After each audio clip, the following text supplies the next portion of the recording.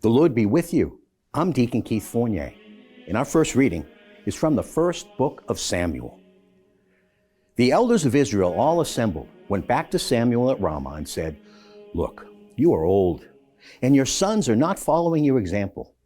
So give us a king to judge us like the other nations." Samuel thought that it was wrong of them to say, "Let us have a king to judge us." So he prayed to Yahweh. But Yahweh said to Samuel, "Obey the voice of the people in all that they say to you. It is not you they have rejected." Everything that Yahweh had said, Samuel then repeated to the people who were asking him for a king. He said, "This is what the king who is to reign over you will do. He will take your sons and direct them to his chariotry and cavalry, and they will run in front of his chariot. He will use them as leaders of 1,000 and leaders of 50. He will make them plow his fields and gather in his harvest, and make his weapons of war and the gear for his chariots. He will take your daughters as perfumers, cooks, and bakers. He will take the best of your fields, your vineyards, and your olive groves, and give them to his officials. He will tithe your crops and vineyards to provide for his courtiers and his officials. He will take the best of your servants, men and women, of your oxen and your donkeys, and make them work for him. He will tithe your flocks, and you yourselves will become his slaves.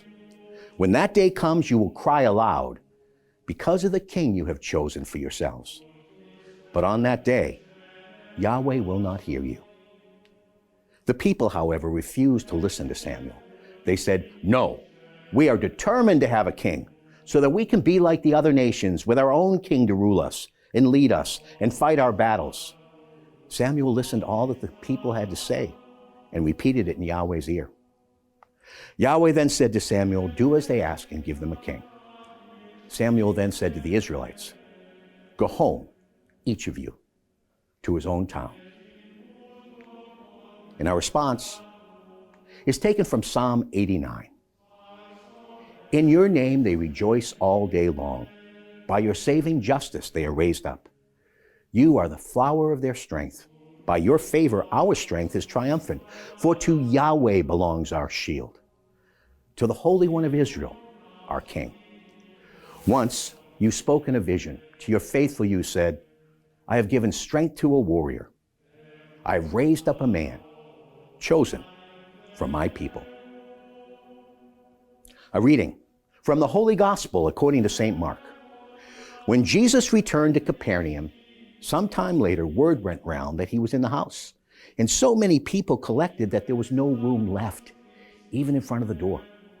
He was preaching the word to them when some people came, bringing him a paralytic, carried by 4 men. But as they could not get the man to him through the crowd, they stripped the roof over the place where Jesus was. And when they had made an opening, they lowered the stretcher on faith, on which the paralytic lay. Seeing their faith, Jesus said to the paralytic, "My child, your sins are forgiven." Now some scribes were sitting there, and they thought to themselves, "How can this man talk like that? He's being blasphemous. Who but God can forgive sins?" And at once Jesus, inwardly aware that this is what they were thinking, said to them, "Why do you have these thoughts in your hearts?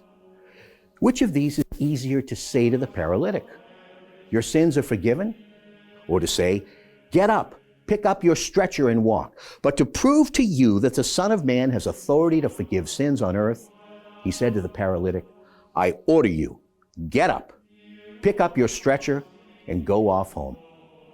And the man got up and at once picked up his stretcher and walked out in front of everyone, so that they were all astonished and praised God, saying, "We have never seen anything like this." The Gospel of the Lord.